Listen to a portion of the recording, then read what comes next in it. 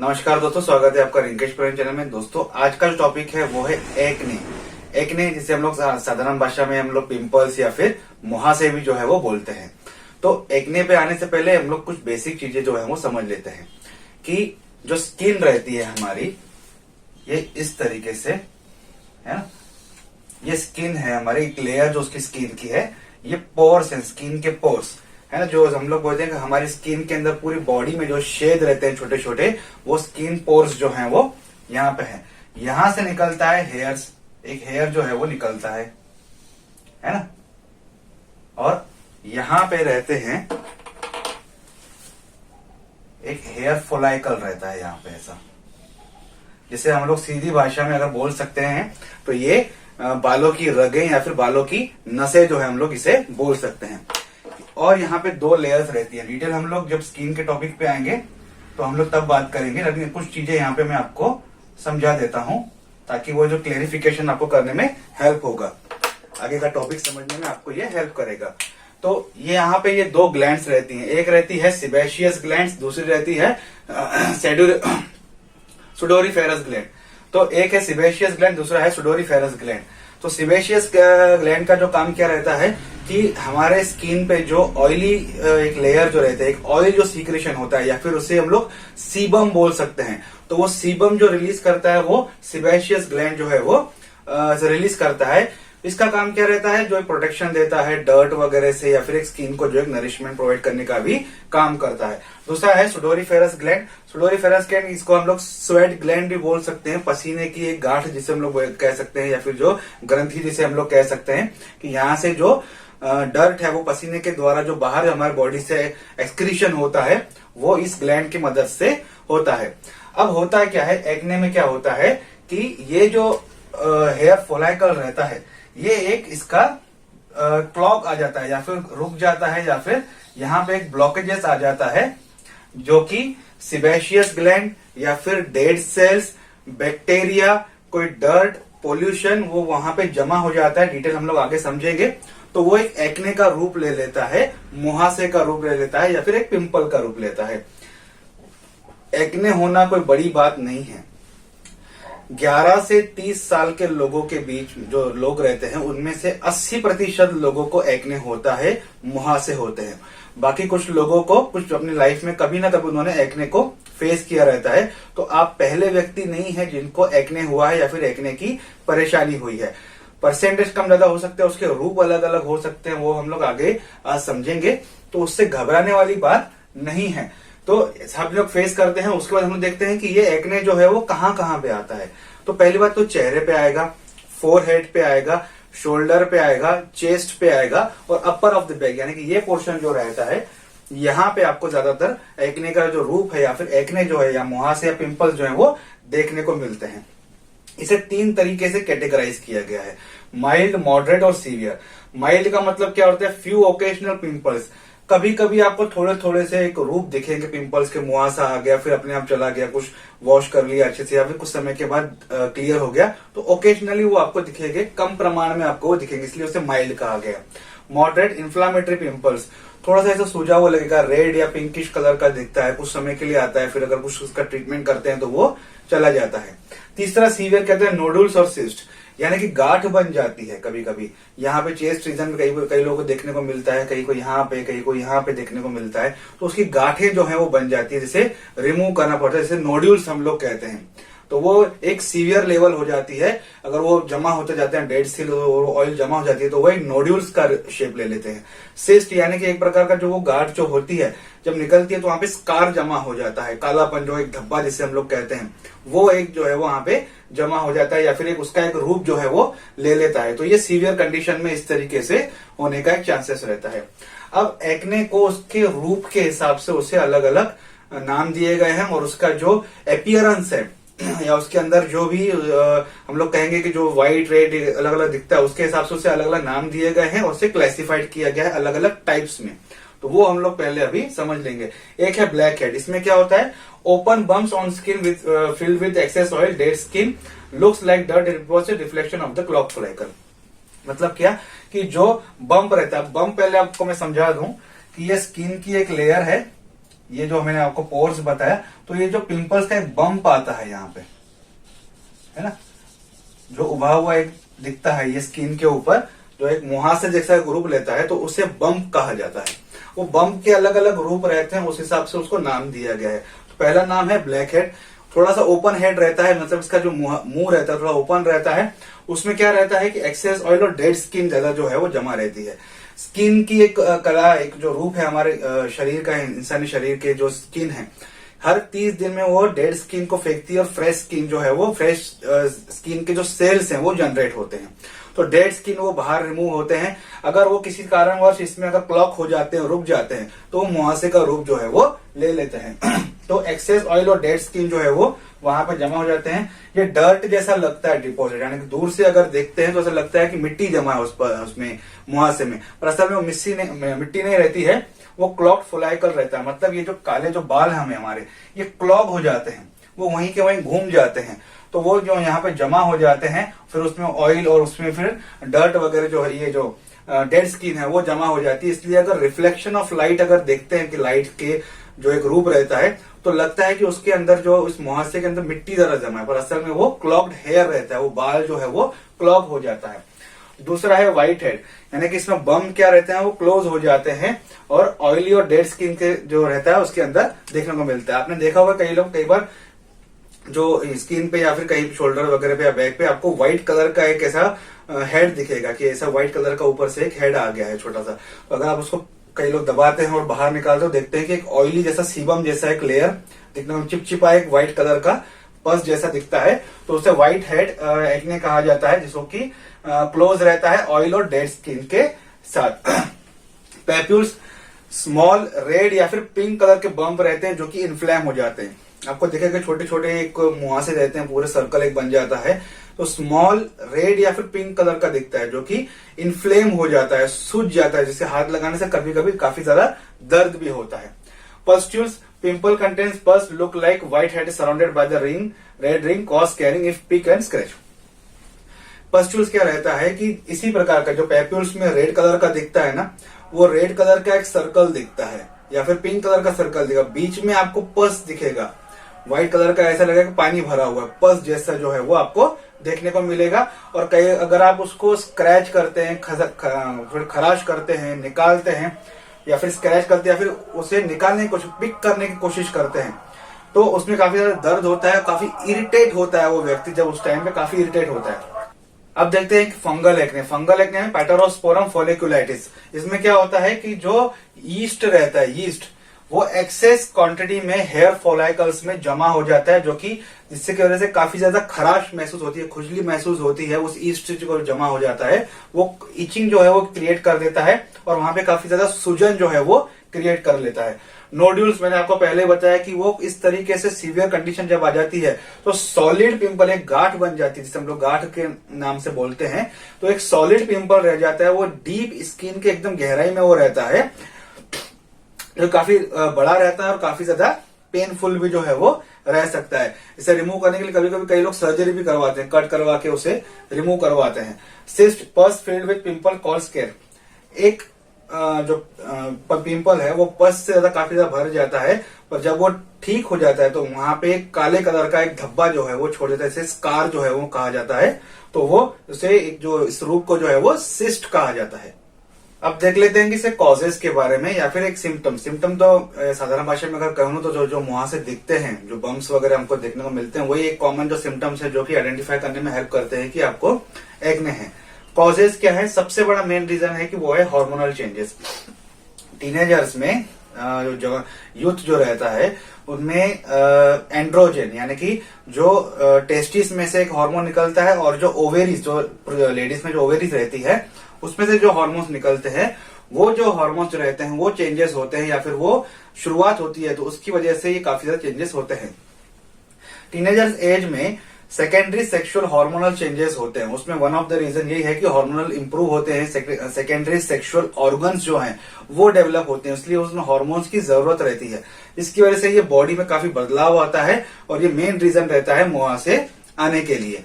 तो और sensitive hormone bacteria acne, कुछ हार्मोन्स जो रहते हैं इस पे कोई व्यक्ति काफी ज्यादा सेंसिटिव होता है। सेंसिटिव होने की वजह से ये हार्मोन्स बैक्टीरिया के कांटेक्ट में आ जाते हैं और वहां पे एक ऑयली जो एक लेयर बन जाती है और उसके साथ मिलके एक एक्ने का एक जो रूप है वो चेहरे पे, माथे पे, शोल्डर पे, बैक साइड या फिर चेस्ट पे जो है वो एक रूप ले लेता है। तो सेंसिटिविटी हार्मोन्स की ये भी एक कारण है। Fluctuating hormone level during periods, ladies में, स्त्रियों में जब पीरियड्स आते हैं तो उसमें काफी ज्यादा हार्मोनस फ्लक्चुएट होते हैं, एफएसएच, एलएच और जो एंड्रोजेनस हार्मोन्स रहते हैं वो काफी ज्यादा फ्लक्चुएट रिपीटेटरी हार्मोन्स रहते हैं, फ्लक्चुएट होते रहते हैं, उनकी लेयर्स ऊपर नीचे होती रहती है, उनकी लेवल ऊपर नीचे होती रहती है। तो उस हार्मोन्स की चेंजेस की वजह से भी पीरियड के समय में स्त्रियों को ये काफी ज्यादा तकलीफ जो है वो बढ़ भी जाती है एक्ने की। उसके बाद पिकिंग है एक्ने स्कोर, आपने इंजेक्शन लगा के या फिर सुई लगा के उसे पिक करने की, उसका पस निकालने की कोशिश किया या दबा के उसके पस निकालने की कोशिश किया, तो ये चीजें और उसे बढ़ावा देती हैं और एक्ने को जो इसका रीजन है, जो कॉज है वो बढ़ाती हैं कि वो और ज्यादा आपके शरीर पे फैले। तो ऐसा बिल्कुल भी ना करें, इसलिए एड्स में दिखा जाता है कि उसे बिल्कुल दबाए ना और ना ही उसे निकालें। Clothing, headgear, head, sports helmet, कुछ ऐसे कपड़े हैं जो कि आपकी स्किन को ऐसे एक्सेप्ट नहीं होते हैं, सेंसिटिविटी रहती है कुछ कपड़ों की, तो उन कपड़ों की वजह से भी एक्ने हो सकता है। जो स्पोर्ट्स हेलमेट पहनते पूरा पैक रहता है चेहरा यहाँ पे, उसकी वजह से भी, या फिर ऐसी हैट पहनते जिससे पूरा पैक रहता है तो गर्मी या फिर वो जो एक्सक्रीशन होता है प्रॉपर नहीं हो पाता है तो वो वहीं जमा हो जाता है लेयर में, तो उसके कारण से भी ये एक्ने जो होता है वो कारण एक बन जाता है। एयर पोल्यूशन नेचुरली है, बाहर का पोल्यूशन वगैरह काफी डर्ट है वो जमा हो जाता है, तो उससे क्या होता है जो पोर्स रहते हैं, जो शेड रहते हैं, वहां पे डस्ट जमा हो जाती है। वो अगर प्रॉपर तरीके से वॉश नहीं होता है, रिमूव नहीं होता है, तो वहां जमा लेयर बाय लेयर जमा हो जाती है और धीरे धीरे एक्ने का जो है वो एक रूप ले लेती है। ह्यूमिडिटी सबसे बड़ा कारण है, जहां पे ह्यूमिडिटी ज्यादा है, नमी ज्यादा है, तो वहां पे ये परसेंटेज देखने को ज्यादा मिलता है, एक्ने जो है प्रतिशत लोगों में देखने को मिलता है, क्योंकि जो स्किन की जो एक नेचुरल टेंडेंसी रहती है वो ह्यूमिडिटी की वजह से डिस्टर्ब हो जाती है। Using oil, greasy product, personal care products, working in area where greasy use, ऐसे प्रोडक्ट आप ज्यादा इस्तेमाल करते हैं जिसमें ऑयली या ग्रीसी पन्ना ज्यादा है, पोमेट लगा लिया, वैसलीन लगा लिया, बोरोप्लस लगा लिया, अलग अलग जो हम लोग लगा लेते हैं बिना, तो किसी किसी को ज्यादा अगर लेयर लगा लेते हैं क्योंकि ड्राई स्किन हो जाती है ठंडी वगैरह में, तो वो भी एक कारण बनता है, क्योंकि स्किन का जो नेचुरल वर्क है एक्सचेंज करना, डेड स्किन निकालना, वो नहीं हो पाता, तो वहां जमा हो जाती है और जो सीबम जो हमारे इसमें से निकलता है सेबेशियस ग्लैंड में, वो और उसमें एड ऑन हो जाते हैं, तो एक ऑयली नेचर जो है स्किन का बढ़ जाता है, उसके कारण भी ये होता है। या फिर आप ऐसी एक एरिया में काम कर रहे हैं, ऐसे एक एनवायरमेंट में काम कर रहे हैं जहाँ पे ग्रीसी प्रोडक्ट का ज्यादा इस्तेमाल हो रहा है, फॉर एग्जाम्पल वैसलीन, पोमेट और बोरोप्लस का जो जहाँ मैन्युफैक्चर होता है वहां पे काम कर रहे हैं उदाहरण के तौर पे, तो उन व्यक्तियों में भी ज्यादातर होता है क्योंकि वहां पे वो एनवायरमेंट में ऑयली पन्ना जो है वो ज्यादातर रहता है। स्ट्रेस है, स्ट्रेस एक वन ऑफ द रीजन है जो कि एक्ने को और बढ़ावा देता है। स्ट्रेस में कॉर्टिसोल बढ़ जाता है, कॉर्टिसोल जो है वो एक्ने को काफी फ्लेयर दे देता है, काफी आपको जो एक है ना एक उसका जो रूप है वो काफी एक बढ़ जाता है जो एक्ने का, तो स्ट्रेस में इसका परसेंटेज बढ़ने का काफी ज्यादा चांसेस रहता है। कुछ मेडिकेशन आप ले रहे हैं, उसका जो गर्माश है या साइड इफेक्ट है वो नहीं एक्सेप्ट हो रहा है, तो वो एक्ने के लिए भी रिस्पॉन्सिबल रहता है। जेनेटिक्स एक वन ऑफ द रीजन है कि किसी ना किसी आपके फैमिली में हुआ है तो वो ट्रांसफरेबल होता है, तो जेनेटिक्स भी है। कुछ सवाल पूछे जाते हैं regarding the causes of the acne कि भाई ये कुछ चीजें रिस्पॉन्सिबल है क्या, तो समझ लेते हैं पहले। कई लोग बोलते हैं चॉकलेट खाने से ज्यादा एक्ने बढ़ता है, मुआ से ज्यादा बढ़ते हैं, तो डायरेक्टली चॉकलेट रिस्पॉन्सिबल नहीं है, लेकिन जो स्किम मिल्क रहता है जो उसमें इस्तेमाल किए जाते हैं कई चॉकलेट्स वगैरह में या कई प्रोडक्ट्स में, तो वो स्किम मिल्क जो रहता है वो रिस्पॉन्सिबल रहता है एक्ने के लिए, डायरेक्टली चॉकलेट जो है वो रिस्पॉन्सिबल नहीं होता है। टीनेजर्स अगर हम देखते हैं तो टीनेजर्स में ये ज्यादातर देखने को क्यों मिलता है, परसेंटेज इसका क्यों रहता है, तो एंड्रोजन हार्मोन, कौन सा हार्मोन, टेस्टोस्टेरोन हार्मोन जो रहता है मेनली वो दोनों में रिलीज होता है, पुरुषों में स्त्रियों में, वो टीनेजर एज में, जो कि रिस्पॉन्सिबल रहता है आपके एक्ने बढ़ावे के लिए। तो वो टीनेजर एज में ग्रो होना शुरू होता है, सेकेंडरी सेक्सुअल हार्मोन रहता है ये, तब उसकी शुरुआत होती है, इसलिए उसमें ये परसेंटेज टीनेजर्स में ज्यादा देखने को मिलता है। फूड, कुछ ऐसा फूड जैसे कि स्किम मिल्क हो गया, वे प्रोटीन, जो प्रोटीन पाउडर जो कई लोग खाते हैं जो वजन बढ़ाने के लिए, ऐसा डाइट जिसमें शुगर ज्यादा है वो रिस्पॉन्सिबल रहता है। तो कोशिश करें कि ऐसा डाइट लें जो कि जिसमें विटामिन सी हो और बीटा कैरोटीन हो, ऐसा डाइट लेने से जो एक्ने की सूजन है वो कम हो जाती है। एक्ने कॉज स्केरिंग, हाँ, एक्ने तब काफी ज्यादा पेनफुल हो जाता है जब एक्ने की जो लेयर रहती है, मतलब जो एक्ने रहता है वो डीप पेनिट्रेट हो जाता है स्किन के अंदर, काफी ज्यादा वो जमा हो जाता है, स्वेल हो जाता है और काफी ज्यादा दर्द देता है, तब ये काफी ज्यादा पेनफुल रहता है। अब अगर डायग्नोसिस की अगर हम लोग बात करें तो डायग्नोसिस इसका किस तरीके से होता है और कौन करता है, तो ये स्किन से रिलेटेड तकलीफ है तो स्किन के जो स्पेशलिस्ट डॉक्टर रहते हैं वो इसे डायग्नोसिस करेंगे। कौन रहते हैं? ये रहते हैं डर्मेटोलॉजिस्ट। डर्मेटोलॉजिस्ट इसे आइडेंटिफाई करते हैं और इसकी ट्रीटमेंट जो है वो करते हैं। तो डर्मेटोलॉजिस्ट के पास अगर आप जाते हैं, अगर आपको स्किन से प्रॉब्लम है ये, तो वो क्या करते हैं, एग्जामाइन करते हैं आपकी स्किन की। वो एग्जामाइन क्यों करते हैं? क्योंकि उन्होंने आगे ग्रेड्स दिए हुए रहते हैं, वो अभी हम लोग आगे समझेंगे। तो वो स्किन को एग्जामाइन करते हैं, ऑयली है, ड्राई है या फिर मिक्स जो है स्किन है। उसके बाद आपकी हिस्ट्री देखते हैं कि आपको कभी पहले कभी एक्ने हुआ है या फिर फैमिली हिस्ट्री में किसी को है, या फिर आपको कोई स्ट्रेस तो नहीं है किसी प्रकार का, कोई जॉब स्ट्रेस है, कोई रिलेशन स्ट्रेस है कहीं, या फिर और कोई पढ़ाई का स्ट्रेस है। तो वो स्ट्रेस के बारे में आपसे जो है वो डिस्कस किया जाता है। जो यंग टीनेजर्स रहते हैं, खास करके लड़कियां जब रहती हैं, तो उनसे बात की जाती है उनके मेंस्ट्रुअल साइकिल के बारे में कि उनके प्रॉपर हो रहा है, नहीं हो रहा है, या फिर काफी तकलीफ हो रही है, नॉर्मल हो रहा है। तो कई ऐसे सवाल है जो उनसे हेल्दी वे से पूछे जाते हैं ताकि वो डिसीजन पे आ सके कि उन्हें ट्रीटमेंट किस तरीके से करना है। अब ओल्ड एज में सडन एक्ने आ जाना, अचानक से बुढ़ापे में मुहासे आ जाना, जरूरी नहीं है कि एक्ने है, ये किसी बीमारी का साइड इफेक्ट भी हो सकता है। ओल्ड एज में ही माना जाता है कि कुछ बॉडी में बदलाव हो रहे हैं, कुछ चेंजेस हो रहे हैं, या फिर कोई और बीमारी है जिसकी वजह से एक्ने एक साइड इफेक्ट के रूप में देखने को मिलता है। तो उन्हें तुरंत ट्रीटमेंट करवा के उस बीमारी की जड़ तक पहुंच के उसकी ट्रीटमेंट करवाना काफी ज्यादा जरूरी रहता है, ना कि वो एक्ने को ही अपना एक ये समझ ले कि मुझे एक्ने हुआ है या मुहासे हुए हैं। तो ओल्ड एज में ये थोड़ा सा ध्यान देने की बात जो है वो रहती है। डर्मेटोलॉजिस्ट ने एक्ने को 4 ग्रेड्स में डिवाइड किया, जैसे हमने टाइप्स मैंने बताया था। तो ट्रीटमेंट के लिए डर्मेटोलॉजिस्ट ने इसे 4 ग्रेड्स में से डिवाइड किया गया है, ग्रेड 1, ग्रेड 2, ग्रेड 3 और ग्रेड 4। ग्रेड 1 क्या रहता है? इसमें माइल्ड रहता है, मतलब माइल्ड जो रूप रहता है एक्ने का, तो इसलिए उसे ग्रेड 1 जो है वो क्लासिफाइड किया गया है। उसी हिसाब से इसका डायग्नोसिस और ट्रीटमेंट जो है वो किया जाता है। तो इसलिए उसे ग्रेड वाइज जो है वो डिवाइड किया गया है। माइल्ड में ग्रेड 1 में क्या होता है? White and black head, pustules और पैप्यूल्स। तो थोड़े थोड़े प्रमाण में आपको व्हाइट हेड दिखेंगे, या फिर कभी बीच में, या फिर किसी को व्हाइट हेड या किसी को ब्लैक हेड या किसी को पस्ट्यूल्स या फिर पैप्यूल्स जो है वो देखने को मिलता है। इसके बारे में मैंने पहले बताया, आप वीडियो देख सकते हैं। तो अलग अलग देखने को मिलता है। ग्रेड 2 में क्या होता है? मॉडरेट और या फिर पस्चुलर एक्ने। इसमें क्या होता है कि जो मल्टीपल पैप्यूल्स और pustular mostly on the face, काफी ज्यादा प्रमाण में वो रेड कलर और पिंक कलर का जो सर्कल या फिर जो पस वाले जो एक्ने रहते हैं वो काफी ज्यादा चेहरे पे देखने को मिलते हैं। एक सर्कल जो कभी कभी बना लेता है एक साइड में या इस तरीके से, जो कि काफी ज्यादा मात्रा में देखने को मिलते हैं। परसेंटेज उसका ज्यादा रहता है, मल्टीपल रहता है, इसलिए उसे ग्रेड 2 जो है वो कहा गया है। Grade 3 moderately severe and nodulocystic acne, मतलब क्या कि पैप्यूल्स और जो ये रहते हैं पस्ट्यूल्स जो रहते हैं उसके साथ साथ क्या रहेगा? ऑकेजनली इन्फ्लेम नोडुल्स बैक चेस्ट में भी अफेक्टेड। जो गांठें हैं ये तो आएंगे, पस्ट्यूल्स और पैप्यूल्स तो आएंगे ही, लेकिन इसके साथ साथ ओकेजनली कभी कभी गांठ भी जो है वो मुहासे की बन जाएगी, जो कि काफी ज्यादा पेनफुल रहती है। और इस कंडीशन में आपका चेस्ट और अपर जो बैक रीजन है वो काफी ज्यादा अफेक्टेड रहता है। ग्रेड 4 सीवियर नोडुलोसाइटिक एक्ने, इसमें क्या रहता है कि जो काफी ज्यादा प्रमाण में जो पस्ट्यूल्स या फिर जो नोड्यूल्स रहते हैं, जो गांठ है वो काफी ज्यादा प्रमाण में आ जाते हैं चेहरे पे या फिर अपने जो एरिया रहता है, और ये काफी ज्यादा पेनफुल रहता है, काफी ज्यादा इन्फ्लेम्ड रहता है, सूजा वो जो है वो महसूस करता है। तो ये डॉक्टर इस हिसाब से उन्होंने उसे ग्रेड दिया गया, उस हिसाब से उसका ट्रीटमेंट जो है वो करते हैं। ट्रीटमेंट क्या करते हैं? ट्रीटमेंट जनरली हम लोग देखते हैं कि जब किसी को एक्ने होता है तो टीवी पे एड्स आजकल चल रही हैं कि ओटीसी प्रोडक्ट्स जो रहते हैं और ओवर द काउंटर जिसे हम लोग कहते हैं कि ये क्रीम लगा लो, वो साबुन लगा लो या फिर ये जेल लगा लो, तो कई लोग उसे ही पहले फॉलो करते हैं। जबकि स्किन से रिलेटेड है तो उन्हें हो सके तो डर्मेटोलॉजिस्ट से ही कंसल्ट करना चाहिए। पर कभी कभी डर्मेटोलॉजिस्ट भी आपको ओटीसी प्रोडक्ट ही रिकमेंड करते हैं, क्योंकि उसमें जो चीज चाहिए रहती है, जो वो प्रिस्क्राइब करना चाहते हैं, वो ऑलरेडी ओटीसी प्रोडक्ट में आजकल कई कंपनियां दे रही हैं, विद परमिशन वो ऐड भी कर रही हैं।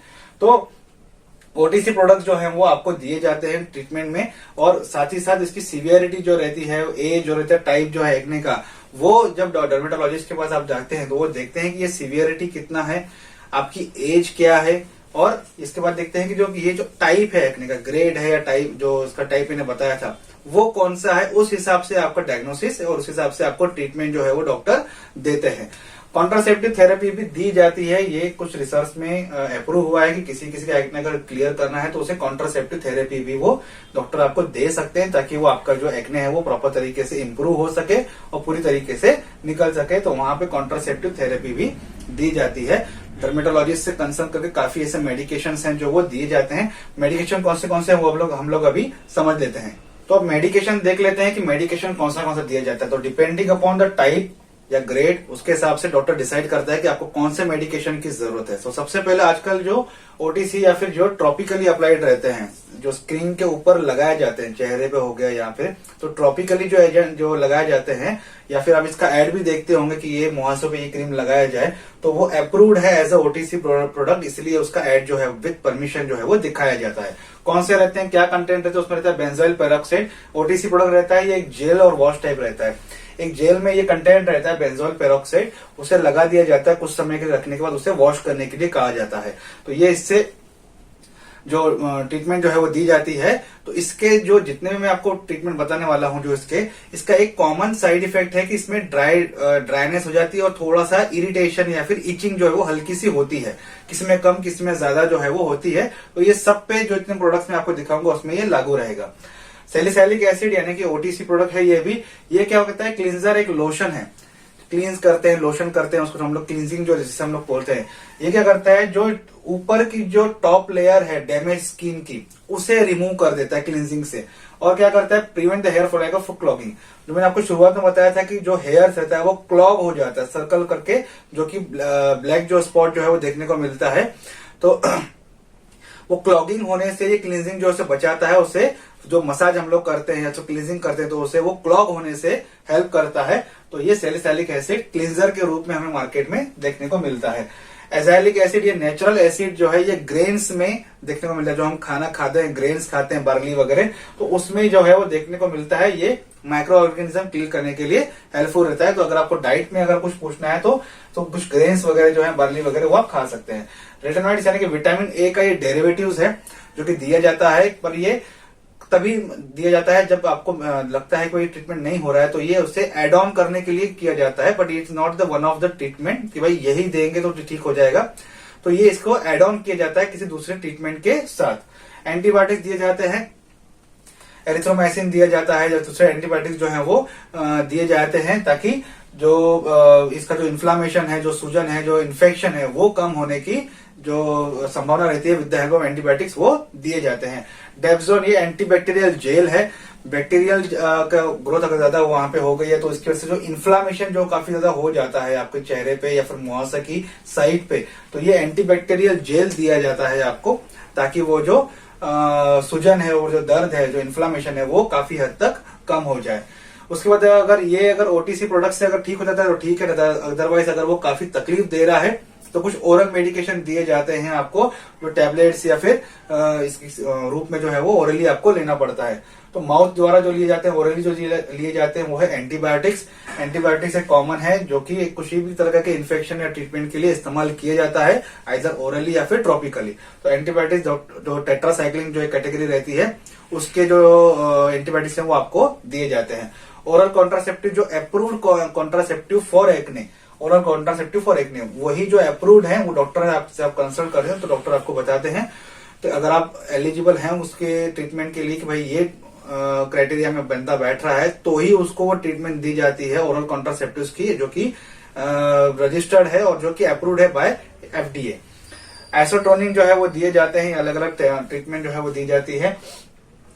अदर्स अगर देखा जाए कि इसमें से भी अगर ट्रीटमेंट जो है वो फुलफिल नहीं हो रहा है, रिजल्ट नहीं मिल रहा है, तो कुछ एडवांस थेरेपी इस्तेमाल की जाती है। जब सीवियर एक्ने हो जाता है कि स्टेरॉइड्स दिए जाते हैं, जब काफी मात्रा में स्टेरॉइड्स जो ये एक्ने जो है जमा हो जाता है, इधर द पार्ट शोल्डर चेहरे पे जो लुक्स खराब करता है, तो स्टेरॉइड्स के इंजेक्शन जो है वो दिए जाते हैं ताकि वो उसका जो पेन है, दर्द है, जो उसकी जो सीवियरिटी है उसे कम किया जाए। पर उससे भी एक एडवांस थेरेपी है जो कि लेजर थेरेपी माना जाती है। आजकल लेजर थेरेपी से क्या होता है, वो कोलेजन को हीट करता है with the help of laser, ताकि न्यू सेल्स जनरेशन के लिए वो हेल्प करता है। केमिकल पील्स वगैरह कुछ दिए जाते हैं आपको लगाने के लिए चेहरे पे, कि ये अगर आप कुछ लेजर या स्टेरॉइड नहीं करना चाहते हैं तो ये भी एक एडवांस एक थेरेपी आई है कि कुछ पील्स वगैरह दिए जाते हैं जिससे आपकी डेड स्किन जो है वो निकल जाती है और न्यू स्किन जो सेल्स रहते हैं वो डेवलप होने का इसमें काफी ज्यादा बेनिफिट आपको मिलता है। प्रिवेंशन की अगर बात करें तो आप प्रिवेंशन में अगर आप आते हैं तो wash your face every day, अगर सुबह शाम से प्रॉपर तरीके से वॉश करें, और जो रबिंग हम लोग करते हैं, टॉवल या नेपकिन लेते हैं तो इसे रब करते हैं, उसे हल्के तरीके से आप इस तरीके से कीजिए ताकि स्किन जो है वो डैमेज ना हो।